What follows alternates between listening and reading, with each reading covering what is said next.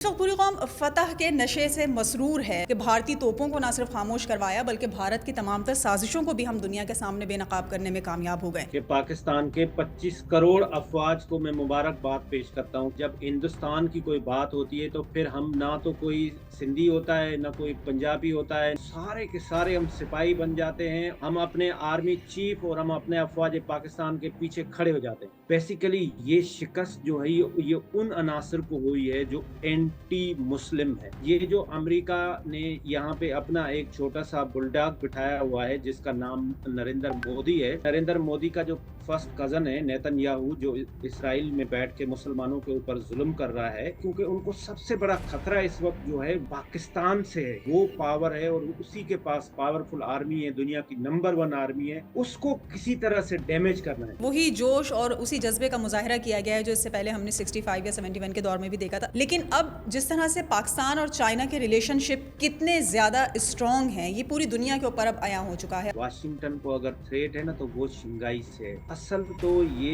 इसने अपना नाजायज जो इधर बच्चा पाला हुआ है ना, ये जिसका नाम नरेंद्र मोदी है, तो ये इस ग्रेट गेम का हिस्सा था और अमेरिका इसके पूरे के पूरे बैक पे खड़ा हुआ था। लेकिन जो जंग जीती है वो पाकिस्तान ने खुद जीती है, वो पाकिस्तान के जवानों ने जीती है। जो इंडियन मीडिया है उसको घसीट के बिल्कुल उसको डार्क में लेकर आ गई, उसको दीवार से लगा दिया। अब आप उर्तुगल की तरह तलवार लेके घोड़े पे चढ़ के तो जंग करने नहीं जाते ना भाई। अब तो जंग बटन से होती है और पाकिस्तान ने करके दिखा दी। कश्मीर के हवाले से जो अब इस इशू को हाईलाइट किया है ट्रंप ने, और कि बहुत जल्द अब कश्मीर जो है वाकई हक खुद इरादियत हासिल कर सकेंगे कश्मीरी। मैं पुरुमीद हूँ कि जो कश्मीर का मसला है वो एक दिन जरूर हल होगा। सारी दुनिया का ये एक पॉइंट है कि कश्मीर का मसला किसी भी सूरत में हल होना चाहिए और मैं समझता हूँ कश्मीर बनेगा पाकिस्तान।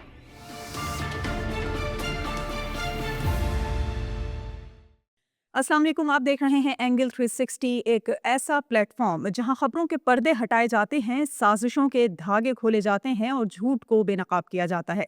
अपने आज के इस पॉडकास्ट में हम यकीनन बात करेंगे पाकिस्तान की उस शानदार फतह के हवाले से जिससे भारत का तमाम तर प्रोपेगेंडा पूरी दुनिया के सामने वाज़ेह हो चुका है कि आखिर भारत चाहता क्या है और भारत की जो मज़मूम मकासद हैं, भारत की जो साजिशें हैं, भारत जिस तरह से पाकिस्तान को दुनिया के सामने बदनाम करना चाहता है, उसकी ये तमाम तर कोशिशें रायगा चली गई हैं और एक मरतबा फिर पाक फ़ौज ने पूरी कौम का सर फ़ख्र से बुलंद कर दिया है। इसी पर गुफ्तगू करने के लिए हमारे साथ मौजूद हैं सीनियर सहाफ़ी हैं, तज्ज़ियाकार हैं, एनालिस्ट हैं और ख़ास करके इस वक्त मौजूदा सिचुएशन में भारतीयों को मुँह तोड़ जवाब देने के लिए ख़ासी मकबूलियत हासिल कर रहे हैं। जी हाँ, बिल्कुल आप दुरुस्त समझे। हमारे साथ मौजूद हैं strategic analyst doctor Hussain Thebo. बहुत शुक्रिया डॉक्टर साहब, आपने वक्त दिया सर प्रोग्राम के लिए। इस वक्त जिस तरह से पूरी शुक्रिया जी मैडम। फतह के जी बिल्कुल, इस वक्त पूरी कौम फतह के नशे से मसरूर है और जिस तरह से पाक फ़ौज की सलाहियतों को सराहा जा रहा है आलमी सतह पे भी, और जिस तरह से पूरी कौम इस बात का जश्न मना रही है कि भारतीय तोपों को ना सिर्फ खामोश करवाया बल्कि भारत की तमाम तर साजिशों को भी हम दुनिया के सामने बेनकाब करने में कामयाब हो गए। क्या देख रहे हैं आप मौजूदा सिचुएशन के हवाले से? देखिए जी, बात ये है कि सबसे पहले तो मैं पाकिस्तान के 25 करोड़ अफ़वाज को 25 करोड़ अफ़वाज, मैं डेलिब्रेट ये नाम ले रहा हूँ जी। कि पाकिस्तान के 25 करोड़ अफ़वाज को मैं मुबारकबाद पेश करता हूँ। क्योंकि हमने देखा है कि जब जंग होती है ना, जब हिंदुस्तान की कोई बात होती है तो फिर हम ना तो कोई सिंधी होता है, ना कोई पंजाबी होता है, ना कोई पठान, ना कोई पख्तून, ना कोई उर्दू बोलने वाला, ना कोई सुन्नी, ना कोई शिया, ना कोई मुसलमान, ना कोई क्रिश्चियन, ना कोई हिंदू, ना कोई पीटीआई, ना कोई पीएमएलएन, ना कोई पीपल्स, सारे के सारे हम सिपाही बन जाते हैं और हम सीसा प्लाई दीवार की तरह हम अपने आर्मी चीफ और हम अपने अफवाज पाकिस्तान के पीछे खड़े हो जाते हैं। और ये अभी हमारी कौम ने ये साबित किया है और जिस इस टेंशन के दौरान उन्होंने जो हमारे अफवाज पाकिस्तान का मोरल अप किया है। अब आते हैं जी, बात ये है कि ये शिकस्त जो हुई है ये हिंदुस्तान को नहीं हुई है। बेसिकली ये शिकस्त जो है ये उन अनासर को हुई है जो एंटी मुस्लिम है। देखिए, ये एक ग्रेट गेम का हिस्सा है। आप इसको सिर्फ़ और सिर्फ़ पाकिस्तान के साथ जंग ना क तस्लीम करें। ये जो जंग थी ना, ये बेसिकली जंग उस इस्लाम के साथ थी, उम्मा के साथ थी। इस जंग के बदौलत ये जो अमेरिका ने यहाँ पे अपना एक छोटा-सा बुलडॉग बिठाया हुआ है जिसका नाम नरेंद्र मोदी है। उन्होंने ये सोचा था कि जिस स्ट्रेटेजी के तहत अपना इसका नरेंद्र मोदी का जो फर्स्ट कज़न है नेतन्याहू, जो इसराइल में बैठ के मुसलमानों के ऊपर ज़ुल्म कर रहा है, उन्होंने कहा था कि हम इसी स्ट्रेटेजी पे जाके, क्योंकि उनको सबसे बड़ा खतरा इस वक़्त जो है वो मुसलमानों से ज़्यादा पाकिस्तान से है, क्योंकि इनको पता है कि एक ही मुल्क है दुनिया में जिसका नाम पाकिस्तान है और वो पावर है और उसी के पास पावरफुल आर्मी है, दुनिया की नंबर 1 आर्मी है, उसको किसी तरह से डैमेज करना है। लेकिन हमने देखा कि जो हिंदुस्तान का गुरूर था, हम हिंदुस्तान के 3 गुरूर थे। नंबर 1, उनके वो जब 27 फरवरी 2019 को पाकिस्तान के हाथों बुरी तरह शिकस्त हुई, तो ये इस रीजन के गुंडे बदमाश, ये जो नरेंद्र मोदी है, इसने 3 मार्च 2019 को एक स्पीच दिया और उसने कहा कि देखें, ये मुझे शिकस्त बेसिकली इस वजह से हुई है। पहली बात तो उसने पाकिस्तान के हाथों शिकस्त तस्लीम की। हम्म। दूसरी बात उसने कहा ये शिकस्त इसलिए हुई है क्योंकि मेरे पास राफेल नहीं है और राफेल मुझे कांग्रेस खरीदनी थी। फिर इनमें राफेल खरीदने के बाद उसमें जो करप्शन के स्कैंडल आए, इसके स्कैंडल आए, उसके साथ अमित शाह के आए, अजीत डोवल के आए, आलोक जोशी के आए। आलोक जोशी उस वक्त डीजी रहा थे जिसके करप्शन के स्कैंडल आए। फिर वहाँ की जो इसने गोदी मीडिया और मोदी मीडिया जो बनाई हुई है, उन्होंने राफेल को बुलाया जी न्यूज़ में और वहाँ पे उसने नरेंद्र मोदी आया, उसने उसकी पूजा की, उसने उसके ऊपर गाय का गोबर लगाया, गाय का पेशाब लगाया, खुद भी नरेंद्र मोदी ने थोड़ा बहुत पिया और लोगों को बताया कि देखें माइट इज़ राइट। हिंदू हमारे सारे भाई हैं, हम तो मुसलमान बिलीव रखते हैं, लेकिन हिंदू मज़हब में माइट जो होता है ना, वो राइट होता है, मतलब जिसके अंदर पावर होता है, वो चाहे पावरफुल गाय हो, चाहे पावरफुल आग हो, चाहे पावरफुल पानी हो। नरेंद्र मोदी ने, इस गुड्डे ने, इस बदमाश ने इस राफेल को एक पावर माइट खुदा पेश किया, भगवान पेश किया कि देखें ये है। उसके बाद इनके पास जो दूसरा सबसे बड़ा गुरूर था वो था S-400, जो इन्होंने टेक्नोलॉजी ली रशिया से, जिसके तहत इनको ये पता था कि हमारा इतना ज़बरदस्त सिस्टम है, हमारा जो एयरफोर्स का सिस्टम है, उसको कोई कुछ नहीं कर सकता। तीसरा जो इनको सबसे बड़ा गुरूर होता था, वो कहते थे हम तो आईपी के बेताज बादशाह हैं, हम तो $200 बिलियन की एक्सपोर्ट करते हैं, हम ये करते हैं, वो करते हैं।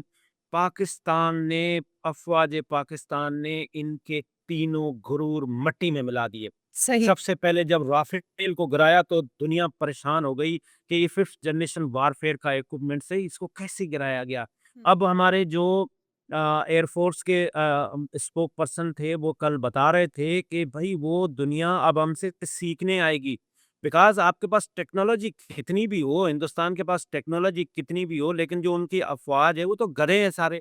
तो वहाँ पे इंसान चाहिए, अफवाज में टेक्निकल लोग चाहिए। वो उनको तो जो अफ़वाज हिंदुस्तान की, उसमें तो सबसे ज़्यादा जो सुसाइड अटेम्प्ट वो भी हिंदुस्तान अफ़वाज में किया जाता है। दूसरा अगर आप देखें, इससे सबसे बड़ी जो बेइज़्ज़ती हुई वो तो फ्रांस की हुई, और फ्रांस वो बड़े ज़बरदस्त उस पे मीम्स भी बने। फ्रांस जूता लेके जो है वो इंडियन एयर फ़ोर्स के घर पे आ गया कि आप लोगों ने तो हमारी बेइज़्ज़ती करा दी, आपको उड़ाने नहीं आता। फिर उन्होंने उसको लॉजिकल इलॉजिकल से आर्गुमेंट्स देना शुरू कर दिए कि जी आपने हमें कोड नहीं दिया था आज जिसकी वजह से ये गिर गया। उन्होंने कहा कोड दिया था, आप लोगों को चलाने नहीं आता।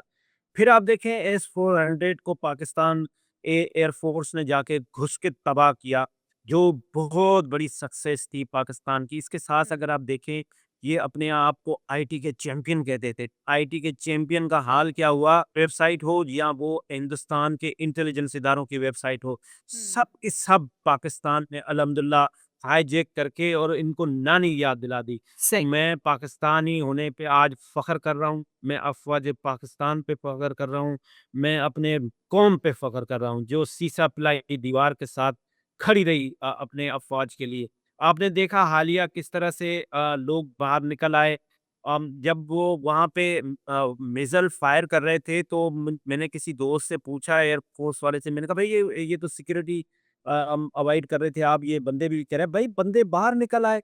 जिस जिस जगह पे हम जा रहे थे, वो चाहे सियालकोट हो, वो चाहे लाहौर हो, वो चाहे सिंध का कोई इलाका हो, पेशावर हो, वहाँ पे लोग निकल आते थे अपने वेपन लाइसेंस वेपन लेके कि हम हिंदुस्तान से लड़ेंगे अगर वो आएँगे तो। ये तो जश्न माशाल्लाह ये बहुत ज़बरदस्त बिल्कुल वही जोश और उसी जज़्बे का मुज़ाहिरा किया गया है जो इससे पहले हमने 65 या 71 के दौर में भी देखा था। अच्छा थेबो साहब, एक बड़ी जो इसमें बात पूरी दुनिया के सामने आया हुई है और जिस तरह से पाकिस्तान भी मुसलसल इस चीज़ को वार्न कर रहा था भारत को कि जी हमें आज़माएँ नहीं, हम भरपूर सलाहियत रखते हैं जिसका हम मुज़ाहिरा भी कर चुके हैं।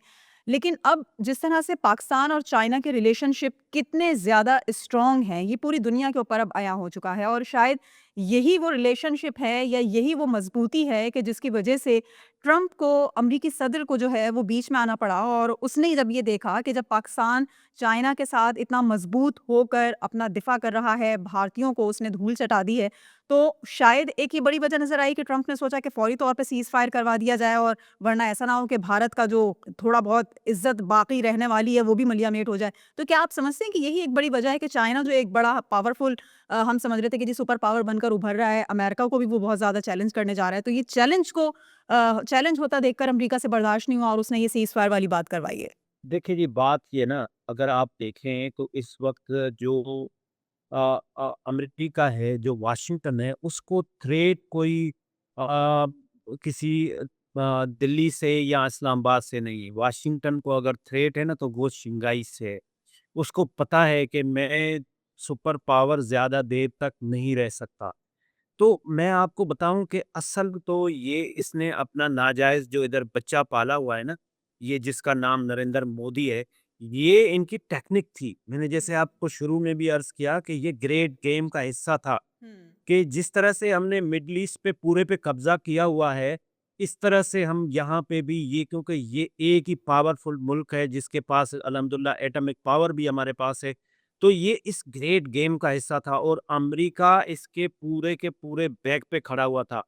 लेकिन मैं आपको अर्ज़ करूँ ना कि देखें चाइना हमारा भाई है, हम हमारा साथ दिया, अज़रबैजान ने हमारा साथ दिया, टर्की ने हमारा साथ दिया, जिस-जिस इस्लामी मुल्कों ने भी हमारा साथ दिया, उन्होंने आके बात की, उन्होंने आके नेगोशिएट किया। लेकिन भाई लड़ता है जज़्बा, जुनून अब वो है सिर्फ़ अफ़वाद पाकिस्तान में। हुँ। टेक्नोलॉज़ी तो इन खोतों के पास भी थी ना जो हिंदुस्तानी है, लेकिन वो क्या किया उन्होंने, वो लड़ सके? हम मानते हैं कि हमारी हेल्प सबने की, मिलके की, मोरल सपोर्ट की, एथिकल सपोर्ट की, लेकिन जो जंग जीती है, वो पाकिस्तान ने खुद जीती है, वो पाकिस्तान के जवानों ने जीती है और अगर एक को किसी को क्रेडिट देंगे, तो वो सिर्फ़ और सिर्फ़ हमारे army chief general Syed Asim Munir है, जिसकी वजह से हम ये जंग जीते हैं। उनकी लीडरशिप, हुँ। उनकी डिटर्मिनेशन और उनका अज़म कि पाकिस्तान एक सुपर मुल्क है इस रीजन का, तो वो उन्होंने ये दिखा दिया। लेकिन इसके साथ-साथ चाइना हमारे साथ खड़ा हुआ है, इवन रशिया खड़ा हुआ है, इवन बाकी ममालिक हमारे साथ खड़े हुए। इवन आप न्यूयॉर्क टाइम्स देखें, इवन आप अ, वाशिंगटन पोस्ट देखें या बीबीसी देखें, सब ने ये कहा है कि ये पाकिस्तान इसमें राइट है। देखें, बात ये ना कि पाकिस्तान के राइट होने की वजह बनती है ना, हम कोई इलॉजिकल बात करें, लो बात बने ना। 22 तारीख को 22 अप्रैल अप्रैल को। को ये जी। पहलगाम में इंसिडेंट 22 अप्रैल को ये पहलगाम में इंसिडेंट करवाता है रा के गुंडे, उनके बदमाश क्या करते हैं? ये इंसिडेंट होता है 2 बजकर वाई 20 मिनट पे। 2 बजकर 20 मिनट पे इंसिडेंट होता है, 2 बजकर 30 मिनट पे एफआईआर कटती है। अच्छा, जो थाने का और इस प्लेस ऑफ इंसिडेंट का जो डिस्टेंस है वो 30 मिनट्स का है। भाई तो वो एटलीस्ट 30 मिनट तो रुक जाए। हुँ। अच्छा, फिर दूसरी बात आप देखें तो रेस्क्यू के लिए 2 घंटे कोई वहाँ पे नहीं आया हुँ। और एफआईआर पहले कट गई और उसमें पाकिस्तान का नामी-नमी मतलब अभी तक वहाँ कोई गया ही नहीं। हुँ। वहाँ पे किसी ने प्लेस ऑफ इंसिडेंट देखा ही नहीं हुँ। कि वहाँ पे हुआ क्या है। लेकिन इनको पता चल गया कि पाकिस्तान ने किया है। फिर एक मीनवाइल इसी दौरान हमारी इंटेलिजेंस एजेंसी आईएसआई को मैं सलाम पेश करता हूँ, जिन्होंने ये रिपोर्ट निकाली जो रा के जो ये फ्रॉडिया हैं, इन्होंने एक 322 पेजेज़ की एक रिपोर्ट लीक हुई जिसके अंदर ट्रेन इंसिडेंट जो बलूचिस्तान में हुआ, जिसके अंदर आपने देखा कि किस तरह से सिखों को पूरी दुनिया में कत्ल किया जा रहा है, जिसके अंदर ये पहलगाम का पूरा इंसिडेंट लिखा हुआ है, उसमें प्रिंट हुआ है, ठीक से? कि ये हमने इस तरह से करना है, फिर जेडी वेंस ने आना है, फिर जेडी वेंस के आने के साथ ही हमने ये सारा इंसिडेंट करना है, फिर हमने सिंतास का मुआहिदा खत्म करना है, ये सारा का सारा इनका प्री प्लान था। लेकिन इंसिडेंट हुआ, पाकिस्तान ने कहा ठीक है जी, आप अपना न्यूट्रल वेन्यू, आप अपने एम्पायर आप खुद सेलेक्ट करें, आप बताएं हमने कहाँ पे आना है और हम अपना रिकॉर्ड लेके आएंगे, आपको बताएंगे कि ये इंसिडेंट आपने किया। पाकिस्तान से पहले वहाँ पे जो बीजेपी है, जो एक आरएसएस की आइडियोलॉजी लेके एक गुंडा जमात है, ये जो बदमाश हैं, इनसे मुकाबला है कांग्रेस के राहुल का।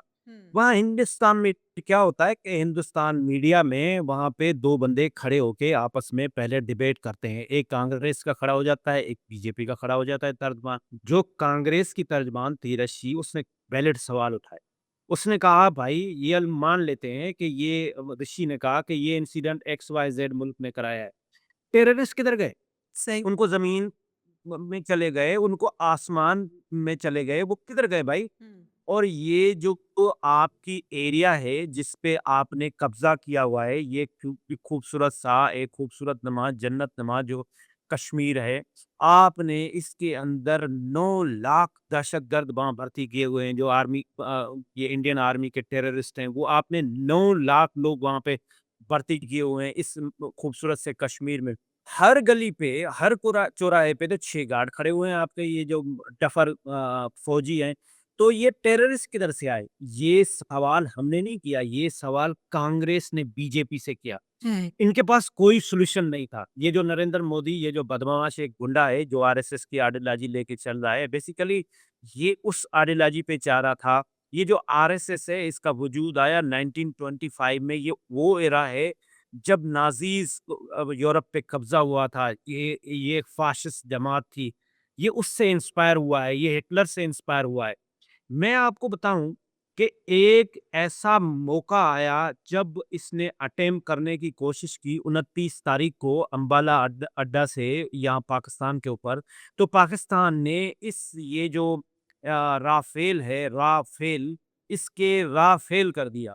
इसके पाकिस्तान ने सेंसर जैम किए, जिसके बाद नरेंद्र मोदी से ये भी नहीं हुआ कि वो पाकिस्तान के ऊपर अटैक कर सके। फिर नरेंद्र मोदी के पास 2 ऑप्शन रह गए थे। मुबस्सिरीन का कहना ये है कि मीडिया, जो इंडियन मीडिया है, उसको घसीट के बिल्कुल उसको डार्क में लेकर आ गई, उसको दीवार से लगा दिया।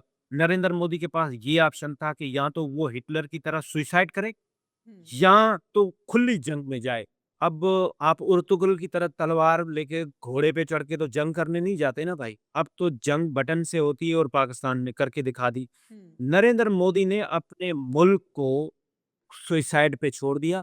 खुद अपनी खुदकुशी नहीं की, मुल्क की खुदकुशी की और उसने 1 टू 1 बॉल टू बॉल जो है वो जंग में आ गया।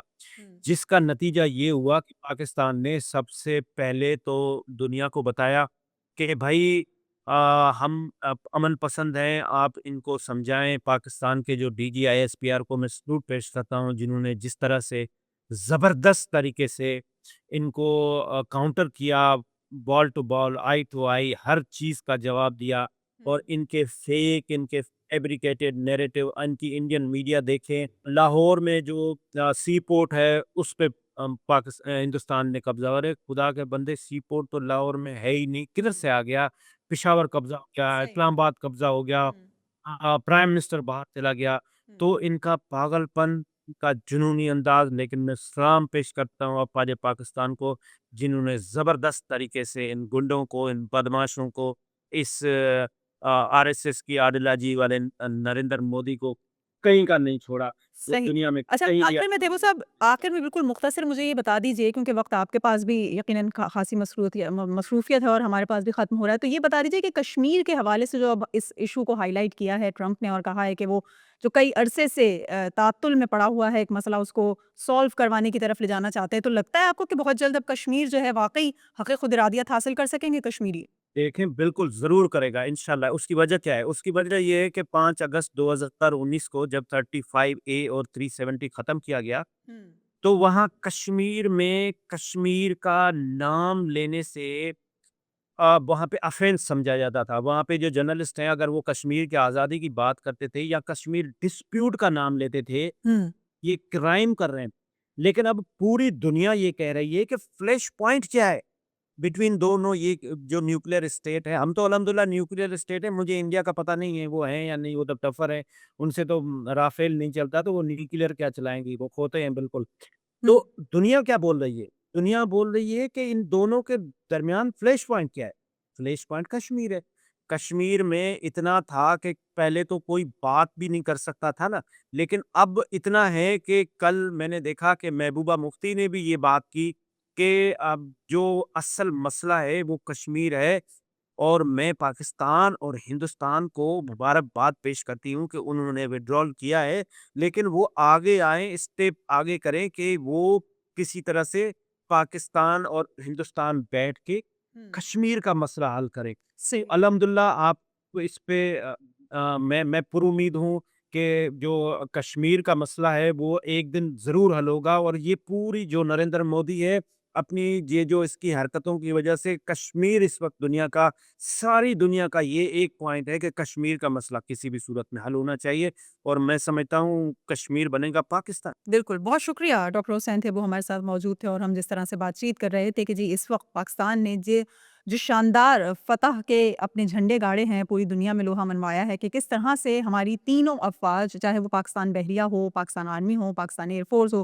तीनों के तीनों भरपूर सलाहियतें रखते हैं और वो तमाम तर जोश व ज़ज़्बा भी उनमें मौजूद है जिसकी अशद ज़रूरत होती है किसी भी मुल्क से या किसी भी कौम से जंग लड़ने के लिए। और कश्मीर के हवाले से भी यही उम्मीद की जा रही है कि जिस तरह से अब ये इश्यू टेक अप किया है और इस मसले को हल करने के लिए मुज़ाकरात की भी बात की जा रही है पाकिस्तान और इंडिया को एक मेज़ पे लाकर बिठाने की, जिस तरह अमरीकी सदर ने बात की है और ये कहा है कि बहुत जल्द मसला कश्मीर को हल करवाएँगे और कश्मीरी भी बहुत जल्द आज़ाद फ़ज़ाओं में साँस ले सकेंगे और अपना हक़ खुद इरादियत हासिल कर सकेंगे। जिस तरह आज हमने पाकिस्तान की फ़तह देखी, यकीनन आने वाले दिनों में हम कश्मीर को भी इसी तरह से फ़तह याब होते हुए देखेंगे। अब तक के लिए इतना ही, मुझे इजाज़त दीजिए। अल्लाह हाफ़िज़।